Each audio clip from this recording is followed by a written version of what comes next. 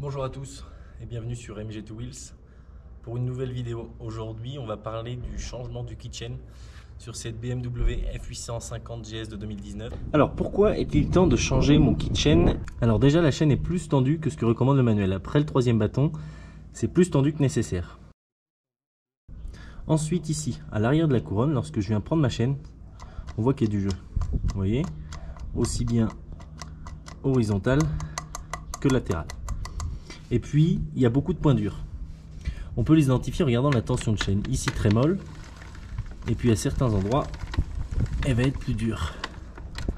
Voilà, ici, on le sent. Elle est beaucoup plus dure.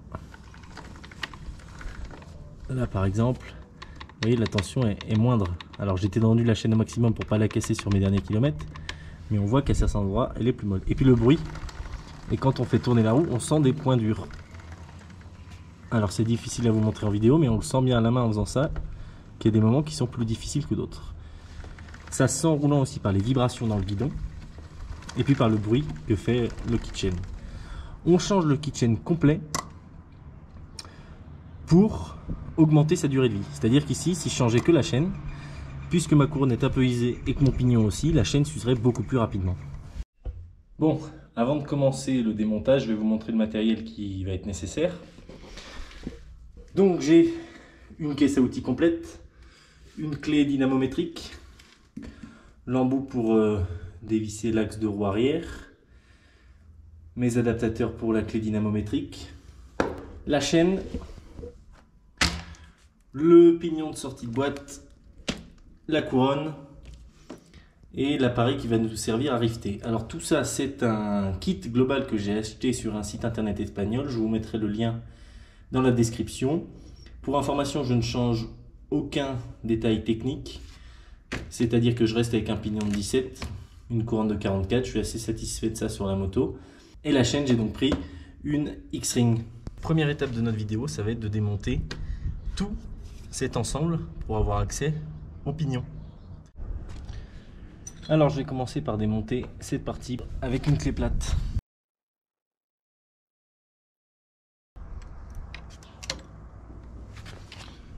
Ensuite, je vais démonter cette partie avec une clé assez longue puisque c'est très difficile.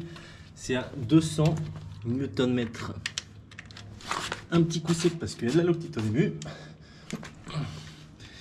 Et voilà. Alors je ne vais pas la dévisser totalement puisque je vais dévisser un petit peu toutes les vis pour éviter de laisser un point de pression sur une seule vis à la fin. Donc j'attaque ensuite celle-ci. Celle-ci aussi.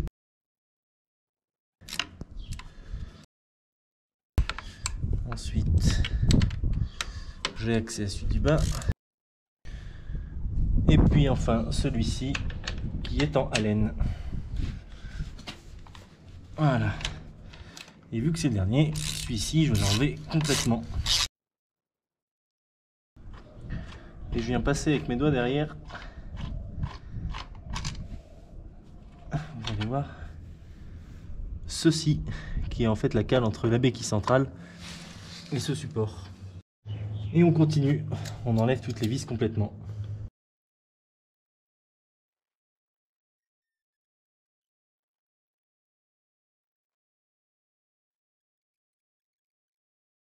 Voilà, et enfin on va enlever celui-ci.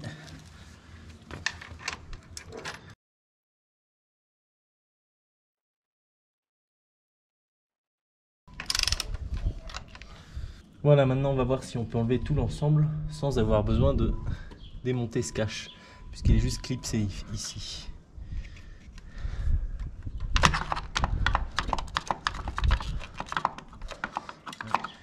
D'accord. Hop. Et voilà. Ça, c'est le surplus de graisse et de terre qui sont mélangés. Étape suivante, desserrer le pignon de sortie de boîte. C'est du 17 et en avant. Voilà, je ne vais pas l'enlever complètement tout de suite, je vais juste le dévisser comme ceci. Donc ensuite, je vais dévisser tous les écrous de la couronne.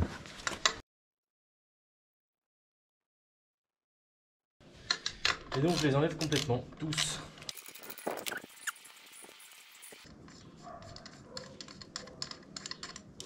Ensuite, je vais enlever l'axe de roue arrière.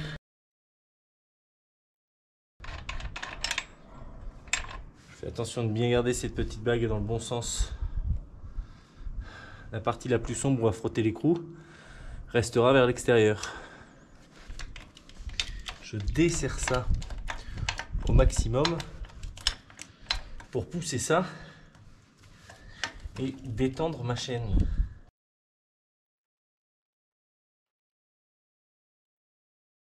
Voilà, à droite je suis bon et ici je suis bon aussi. Bon, maintenant deux choix s'offrent à nous et le choix va se faire pour une question de matériel. Il faut qu'on enlève l'ancienne chaîne. Première solution, la plus rapide, c'est de la couper avec une disqueuse, une bonne pince Monseigneur, c'est possible aussi. L'autre solution, c'est de démonter ce protège-chaîne pour pouvoir sortir la chaîne sans la couper, et c'est la technique que j'ai choisie, faute de matériel. Ici on a un clip, ici on a un embout à laine, ici aussi. On va commencer par déclipser. Alors pour pas casser le plastique, on prend à plusieurs endroits, on presse sur le clip et on tire un petit coup sec jusqu'au clic. Voilà, tac, nickel, il est bloqué dedans. Et maintenant il faut dévisser.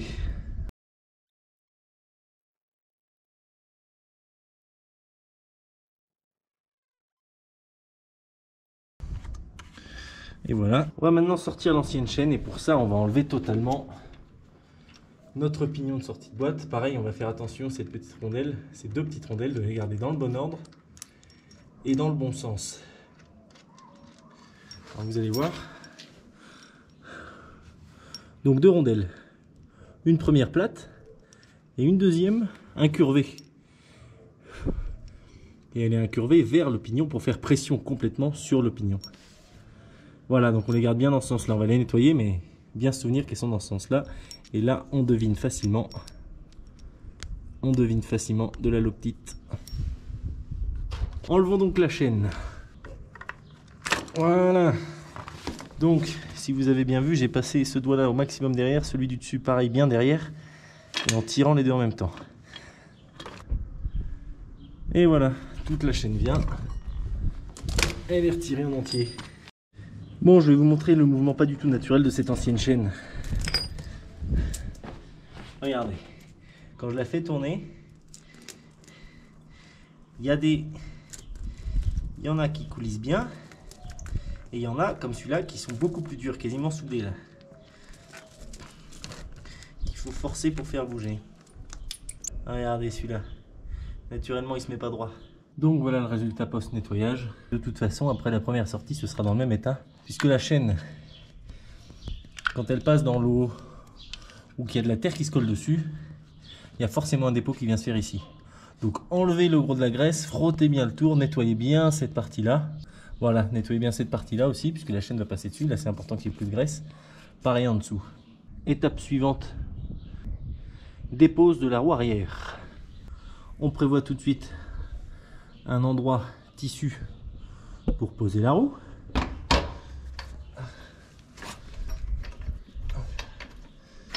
Voilà. On fait attention à retenir la roue pour pas qu'elle tombe.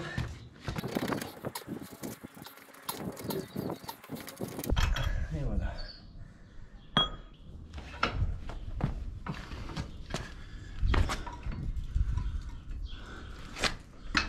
Tout doucement. On a déjà enlevé les boulons de la couronne, donc on n'a plus qu'à la sortir comme ceci. Pignon, les deux sur la même image. Ancienne couronne, nouvelle couronne.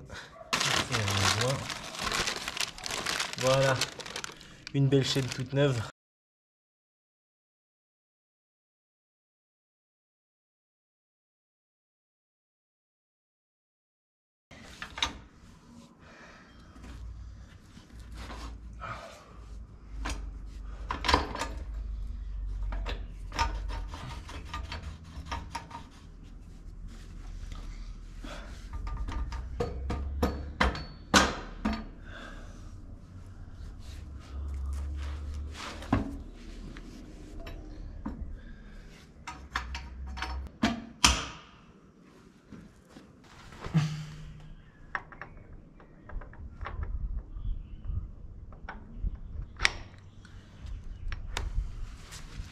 Bon, je reprends étant donné qu'hier j'ai été coupé par la nuit. J'ai remis mon pignon de sortie de boîte. J'ai remis la vis avec les deux rondelles dans le bon sens sans les visser complètement. Idem pour la couronne, je l'ai remis, j'ai replacé les boulons sans visser complètement. Et j'ai placé ma chaîne avec la fermeture ici. Et prochaine étape, c'est de joindre la chaîne et de faire le rivetage. Donc ici sur le maillon de fermeture, je mets un joint sur chaque. Je vais venir mettre ma chaîne en face.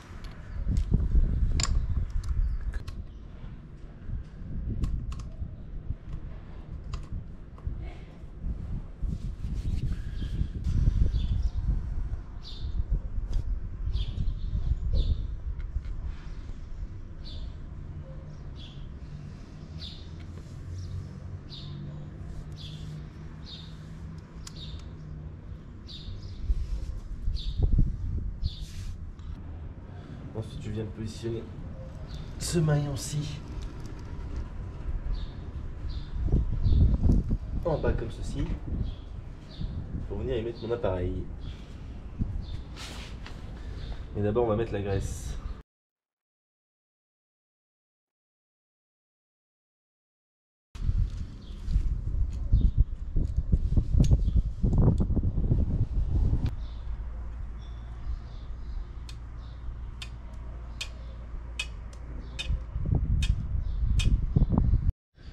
Bon, notre appareil pour joindre la chaîne est en place. Pas facile à mettre puisqu'il faut bien l'aligner derrière, de l'autre côté du maillon et de ce côté-là, l'alignement à l'intérieur. Ensuite, il nous faut une pince pour maintenir cette partie-là stable.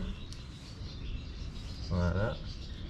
Pendant qu'on va venir donner un quart de tour à chacun de ces deux-là jusqu'à ce que cette plaque soit en appui sur les deux maillons des côtés. Comme ça, on sera sûr d'avoir un alignement parfait.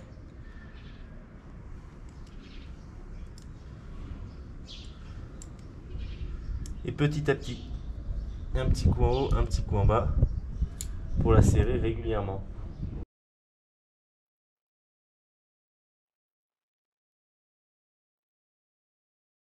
Donc j'ai serré en vérifiant que cette plaque là vient bien en appui contre le maillon d'à côté, contre ce maillon là. La prochaine étape, c'est de dévisser, retourner ça et rifter les deux sorties dérivées ici. Je retourne cette-ci. Et je remets mes vis.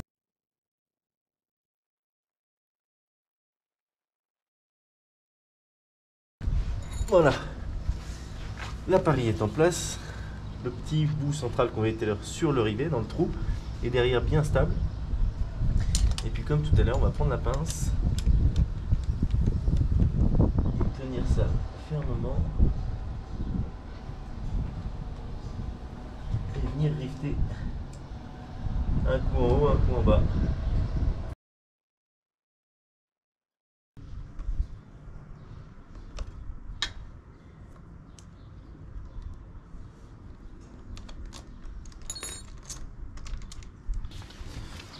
Et voilà, la taille de mes rivets de ce côté-là sont la même taille que celle-ci. Alors pour vérifier, soit vous avez quelque chose pour mesurer précisément, ou soit vous le faites avec ça.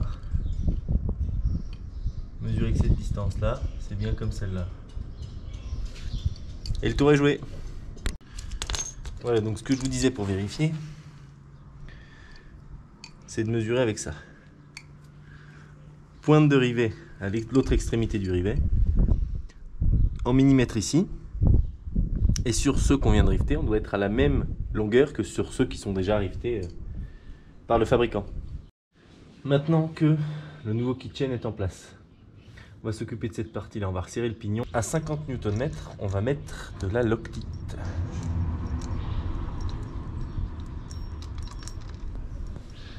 Voilà. Et puis une petite particularité en plus, c'est cette bague. Vous voyez? Elle vient se mettre dans l'autre bague et se clipser. Donc en la remettant, il faudra bien faire attention de respecter ça. J'ai grossièrement nettoyé la vis. Pas la peine d'être précis à fond, hein. On va remettre de la loctite de toute façon, il faut juste que la nouvelle prenne la place de l'ancienne. Donc, ma loctite sur ma nouvelle vis. Ça là-dedans, bien clipsé. Je pousse avec mes doigts pour garder le clips et je visse. Et donc avec ma clé dynamométrique, je vais venir visser ici à 50. Ensuite, je peux venir remettre mon protège-chaîne en plastique. Tac, je peux tout de suite clipser ça.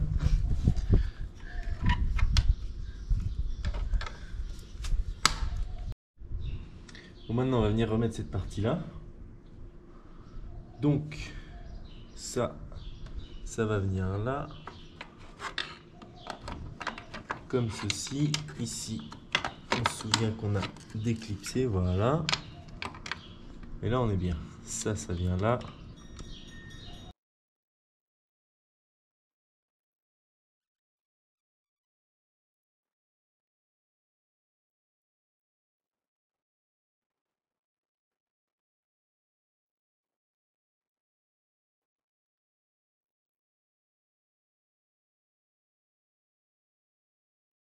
Bon, couple de serrage.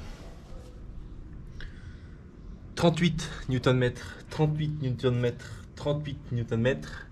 Et les deux du haut, 28.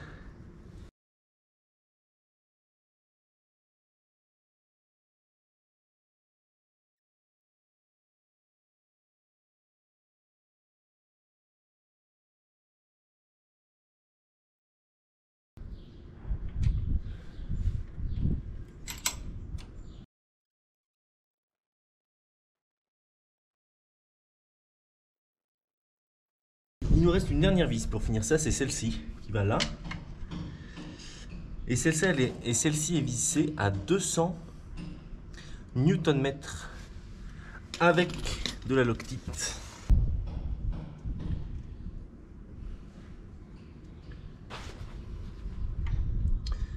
À 200 Nm.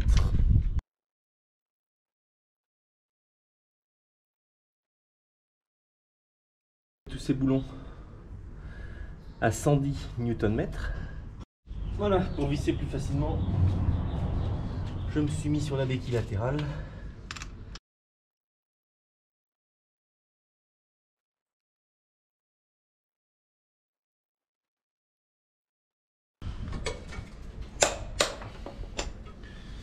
Good. Retour sur la béquille centrale pour la tension de chaîne. Donc je vais vous expliquer que vous changez le kit chaîne ou pas, comment on règle la chaîne. Alors premièrement, on dévisse l'axe de roue arrière et ensuite on va venir régler celui-là de ce côté et celui-ci de l'autre côté de la même manière pour que la tension de notre chaîne ici soit comme indiqué de 40 à 50 mm entre le point le plus haut et le point le plus bas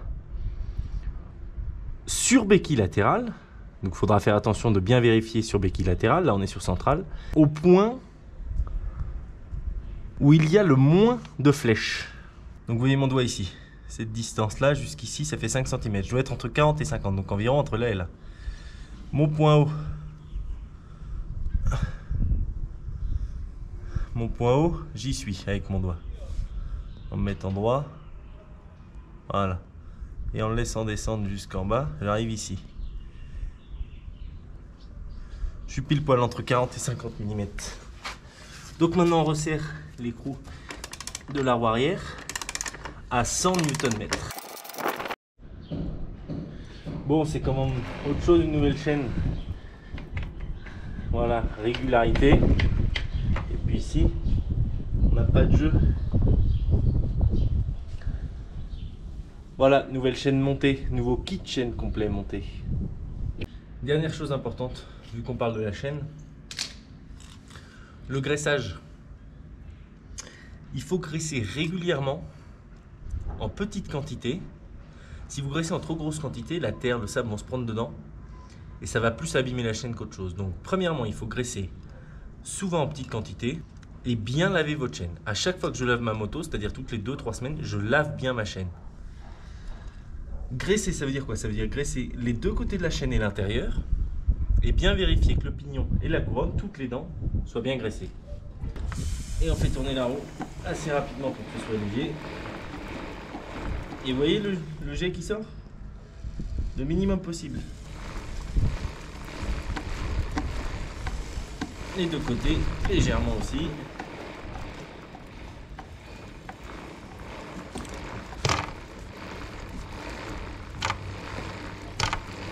Voilà. On voit que la graisse est bien venue se mettre sur les dents de la couronne. Je regarde mon pignon, il est bien graissé aussi. Voilà, j'espère que cette vidéo vous a plu, qu'elle vous sera utile. N'hésitez pas à laisser un like, à donner des précisions dans les commentaires. Je ne suis pas un professionnel, j'ai sûrement pas tout fait parfaitement. Donc voilà, aidez les autres en laissant un commentaire. J'essaierai de rajouter ce qui est intéressant dans la description de la vidéo. Je vais vous mettre le lien du site sur lequel j'ai acheté la chaîne. A bientôt sur MG2 Wheels. Ciao.